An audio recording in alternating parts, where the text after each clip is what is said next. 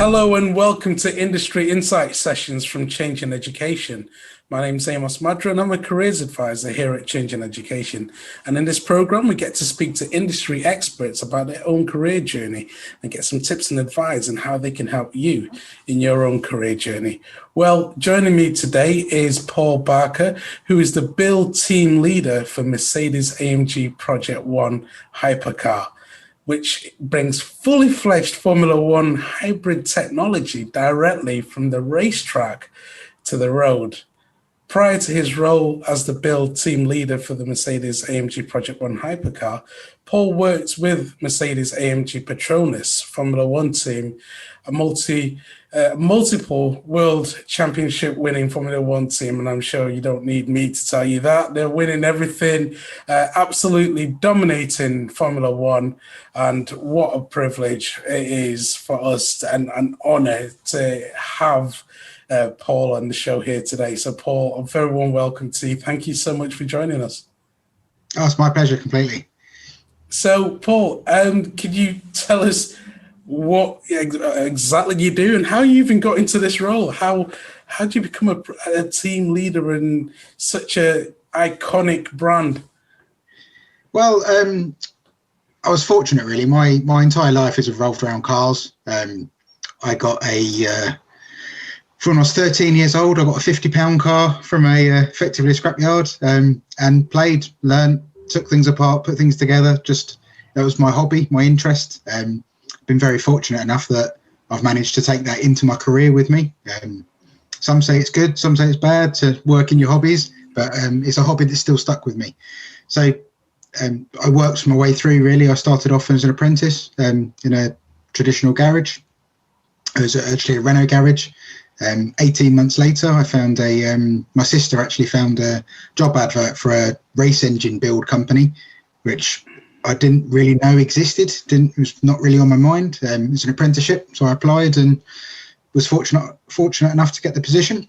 And that's where my career now really started. So at 17 years old, I was learning the trade, building race engines, which it is quite a niche market.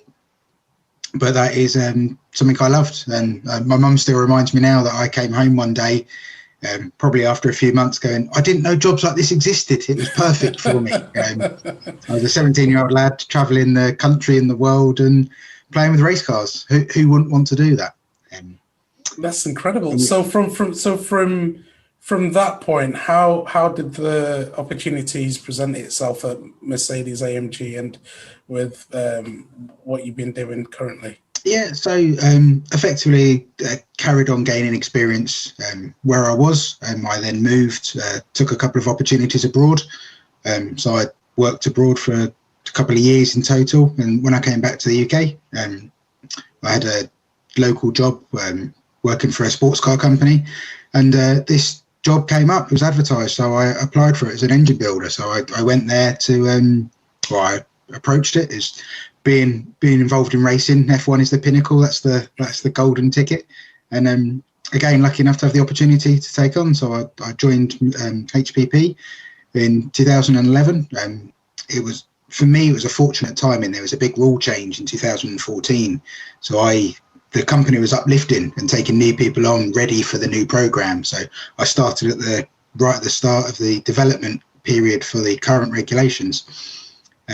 And yeah, so that's me. That was 9.5 years ago now, and worked my way up through the build team, through going on to racing and supporting the cars on circuit. And then you kind of traveling, it's all encompassing. It takes over a lot of your time and a lot of your life. So it's more of a lifestyle than a job at sometimes.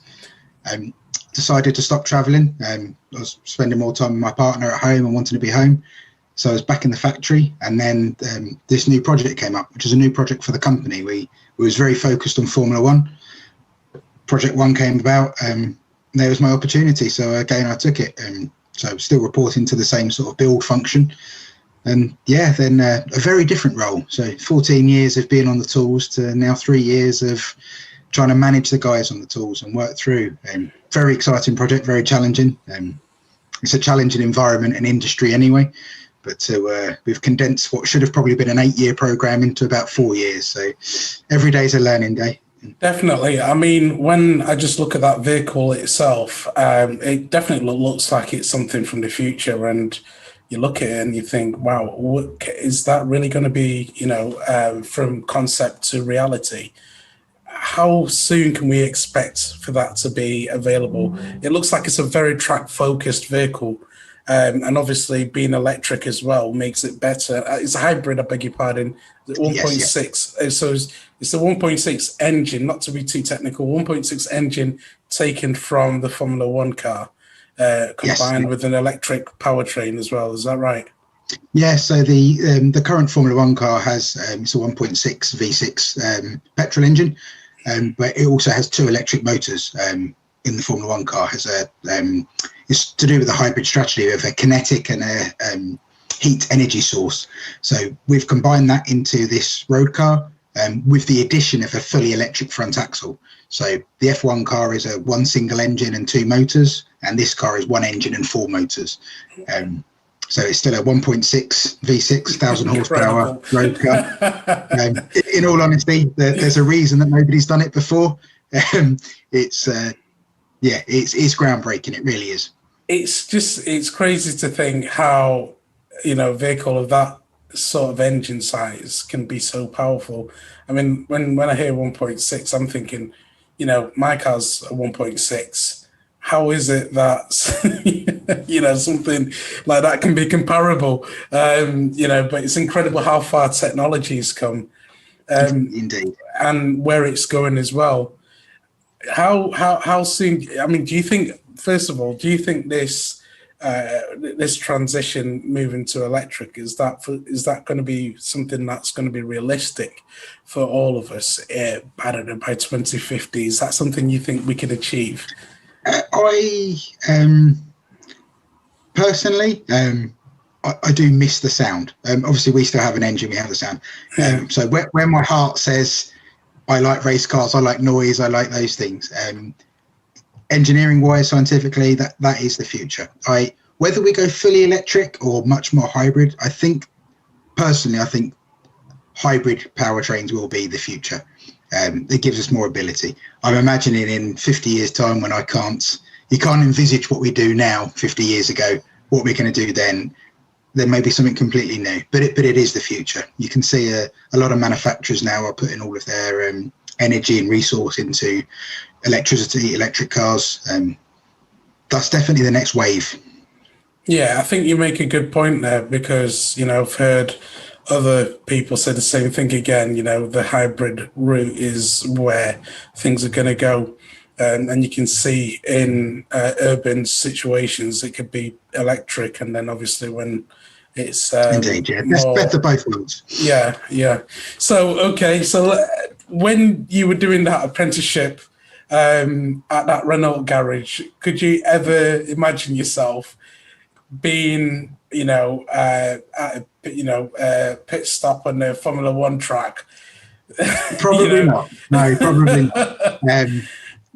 Dream possibly, actually envisage it. No. I've come a very long way in what I guess is 17 years from when we started out. But no, I guess it's every kid's dream.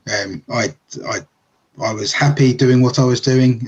I didn't know this world existed, but I'm very glad I found it. It's a glutton for punishment sometimes. It's definitely if it's an industry you want to get into, be prepared for the challenges that come with it. It's fairly intense. So for where we work now, it is there's almost unlimited money. There is almost unlimited everything, resources, the best of the best in the world. But you don't have time. Time is the one factor that we don't have. So we can't control that. So we work very hard, very long hours, 7 days a week, 24 hours a day. The time is our enemy, and that's our biggest competitor. So it's a different mindset to most. So if you're in it, you're in it. That's for sure. Yeah, I think you've pretty much answered the next question I was going to ask you, which is, does hard work pay off? And obviously, you've clearly just answered that. You need to work hard, and as you said, your biggest competitor is time. and you're always fighting and racing against that, really, aren't you? Indeed, yeah. So, what kind of mindset is it that you need to be successful in that kind of industry? You need to be committed. You need to be committed and accountable. Don't get me wrong, we're a very big team, and the team carries each other through. It's definitely not a one man or a very small branch. We are a 1,000-strong team developing Formula One engines for effectively 6 cars every other Sunday. It's teamwork. It's the right aptitude. It's giving people the right drive and the right energy. It's like you say, we've had a very, very good run. So being multiple world championships, it feeds that energy. It gives you the drive you need. But you'd struggle to do it if you wasn't committed. It's not a 9 till 5 job. And we do have people who do have come and go. There's obviously some roles that are less demanding than others, but you need to want it. Yeah, I think the best thing. I'm glad you raised the team issue. In fact, today's been a huge day for Mercedes, AMG with Petronas. There's more now with, your chief principal has decided that he's going to sign an extra contract. It looks like Lewis Hamilton is also going to sign another contract as well. But like you said, it's all a team game. And now you've got Ineos as well, who have taken a big part in this as well. So you can see you've got all these different parts that are all contributing to it. And the most important of all that jigsaw is, the whole team that's there that was working on the car and tracking everything. And you can see at the end of every race, the drivers are always thanking the team for what they've done, because had they not put those, parts together quickly in 0 point whatever seconds, that would have, that race would have never been won. And it's very much a team sport. Indeed, even though it's that one person who's driving the car, and I think that's an important factor about it. So obviously you told us that, you decided that you wanted to settle down and, at home, be in one place rather than traveling the world. And obviously you've landed in a fantastic opportunity again with this new hypercar being built, a very exciting project. It looks like Mercedes-Benz are very active, AMG, in all these new concept vehicles and, hypercars, again, that they're making. What would you say is the thing that you look forward to the most when you look at all the things that you're involved in? It's a tough question. The back of my mind, I'm always thinking, what's next? I'm 3.5 years fully invested into this project. So the next milestone for me, I guess, is the question, is seeing the first car roll out. So that will be next year. It's close. It's very close. Every time, so obviously we're the power unit suppliers, so we don't actually see the cars that often. With work, we're required to. Every time I go and see a car, right, it sort of reignites that spark. It puts a smile on your face. This is what it's all for. And seeing that first one roll off will be a job well done, and that'll be a moment to celebrate. So we'll be looking out for you and your colleagues' signatures as they have on the AMG engines when it rolls out with the first one. So is it going to, can you tell us a bit more about the car itself and, price-wise and so on? And I'm so excited about this. So the car, it's a limited run. So there's only 275 cars being sold. I believe, rumours on the grapevine, you effectively sold them 3 times over to a selected audience to make sure people were interested. And then Mercedes, Daimler, AMG, they effectively picked the real Mercedes heart customers that weren't going to buy them just to sell them on and make profit. These wanted to go to the real customers that believe in us and what we do and have Mercedes collections. It's not cheap. I can't afford one. They're about £2.5 million each. I didn't have to ask because I didn't have to worry. But in my eyes, it's quite possibly the most sophisticated car of all time, and that's road and race. It's closer to the real thing than I was expecting, if I'm honest. I thought we'd have to go further back to make it compliant with legislation and regulations, but it's not. It is definitely close. The way, an analogy I normally use is if we lined up all of the different engines from the current era and put this one in the middle, you would just assume it's another year's generation of the engine. It's the real deal. It's I don't know the stats off the top of my head, but it's silly quick. As you'd expect it to be. 2 million, I think, is definitely going to make sure that thing's fast. Yeah. I think you'd know if one came past you. That's for sure. Yeah. So obviously, being a hypercar, you are in that range with the Bugattis, aren't you? So it looks like those are the ones that you're going directly for. Is it going to rival the Chiron? Is that what it's going to rival? I'm not sure. To be honest, I think it's one of the levels above. So there's a Porsche. I don't even know the direct competitors, but there is a Porsche that's in relation to it, and there's one or two others, but it's a very small market we go to. I know, but yeah, definitely, this is the hypercar market, isn't it? This is millions now, so rather than the supercars, which are still out of my price range anyway. Yeah, indeed. Yeah, I can only dream of. But I mean, it's exciting, really exciting projects coming up ahead. What do you enjoy doing the most?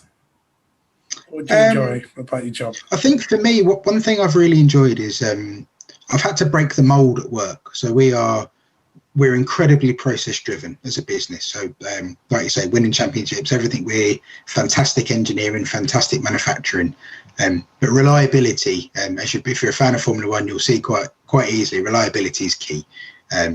I always say, first to win the race, you need to finish, and that is true. So we're so process driven. We had to change quite a lot to enable us to be able to produce I'm going to say a road car engine. It's far from a road car engine, but to be able to produce that, to be cost efficient, to be time efficient. So I had quite a good free rein to break the mold. We took what we know as a business, we kept all the important ingredients, and then go, okay, how can we make this work for us for this program? We've been blindsided for a very long time to do Formula One, which is exactly what we'll keep doing because that works. But it doesn't work for every format. So I'm quite proud of the steps that I've implemented and made work and validated to say, yes, we can do this. We can achieve a 20% reduction in build time. We can achieve this with less tooling and less cost to hopefully bring all of that through. For me, they're my personal goals. That as well as building a team. It's a new department, a new project. So bringing people on. This role was the first time I was interviewing people and selecting my team, and having the ability to sort of pick and mold and create and build your team. For me, was new but very interesting. Obviously, sometimes you get it right, sometimes you get it wrong. It's a way we learn. But that I take pride in that, the fact that my team, I could stand up in front of and be proud of and say, this is what my team produce. For me, that's a nice feeling. What do you look for when you're picking people for your team? First and foremost, the CV is always a good step. The CV generally tells me your ability. So the first thing I'm really looking for is, will you fit? So how you come across, how you will integrate with my team. I have a very mixed variety of team, male, female, old, young, different skill sets for different roles. It's a varied team, and it works. But you have to be aware that the wrong person could easily be a big upset. So the fit for me is a really key aspect. I try and do my interviews quite relaxed, if I'm honest, because I've been the other side, as I'm sure most people have, that interviews aren't always easy, and to get the real you across, I try and make it relaxed, take the pressure off, and then we go from there. I start with a chat, and then we see how we go. As we go into it, we then throw in give me some feedback of how you react to these environments. So I know you can do the job because your CV tells me, but let's see how you do the job. Yeah. with very practical advice there. And what would you advise a young person who would love to be doing what you're doing and just looks at you and thinks, that is what I want to do? For me, it's tough. Doing a job you want to do is the first thing. Being invested and wanting it makes everything easier. It's no longer a job when you're doing what you love. But how to do it? Be committed, be honest, and that is a very key stage. If you're not sure, ask, learn, develop. Just because you can't do it now doesn't mean you won't be able to do it. So that's a big step. Gain as much experience as you can. Along the racing community, there are hundreds and thousands of teams, categories, cars, championships all over the UK, all over the world. Offer your services, be free. There's a lot of small teams that will take people on board for weekend support, see what it's really like, try and experience that feel, and if it's something for you, you can pursue it. But at the same time, make sure you keep your eyes open, really. So for me, I got to a stage once where I knew when I was an engine builder, I knew that I wouldn't be an engine builder for the rest of my career. Having done it it was 14 years. I was more than happy doing it. I still enjoy doing it, to be honest.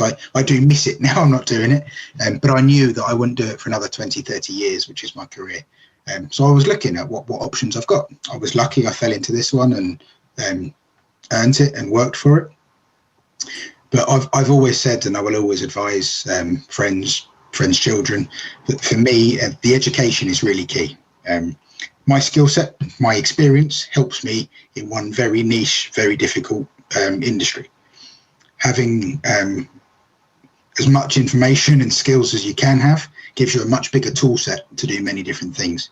So I would struggle to go into different industries now, whereas I think a bit of me, if I went to university, got a degree, I would have had more doors that opened for me. And I think later on in life, that's probably a bit more key, because you open your eyes, you open other people's eyes of what you are able to do. It doesn't necessarily mean, for me, it doesn't necessarily mean what you've got a degree in or what you went to university for. It's almost a measure that you are able to learn at a very high level. And that's the key. That's a tool saying I can take information on, I can retain it, I can understand, I can work with it. And that my advice would be, absorb as much as you can and work with what you want to do. Yeah. Absorb as much as you can and work with what you want to do. Some great advice there. And we've already touched on this. Obviously, we know, the AMG Project One hypercar is pretty much what your plans are for the future. But beyond that, what are you thinking of doing? What's your plans? Oh, very good question. I don't know. The company I work for is fantastic. They've supported me very well for 10 years. I can't complain. I moved to 6 miles away. My life is based here. I'm fully invested in the company. At some point in my life, I will want to, I believe, throttle back, take the pressure off. And what I do then, I do not know. This is my love. I like nuts and bolts. I like engineering. I like understanding. I like using my hands. I like feeling. I don't know. It's the honest answer. I'm quite happy with the ride that I'm on now. There'll be many turns and slides in the way, and we'll see where we go. Just enjoy the way for now. Yeah. Yeah, and that is important. You're at work a very long time. So it can't just all be work. My final question for you is, how can we learn more about you, this fantastic project that you're working on? How can people find out more? For the car and the project, I think Google is the way. There is so much now.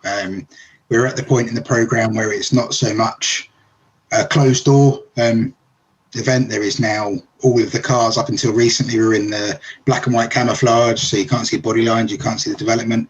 We now have cars out. I think this week alone we actually released some advertisement material with Lewis driving.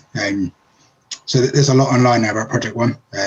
most of what I've seen is factual. It's pretty good. It's impressive, and you can definitely get some pictures for your bedroom wall. I've seen the cars, yeah, and the videos are fantastic.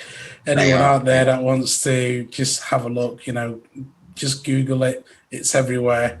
Just type it, you'll find it, and it's an incredible car. It is. Just want to say, Paul, thank you so much indeed for coming here and inspiring us and showing us that from an apprentice, you can go on to lead a whole team and work on a hypercar.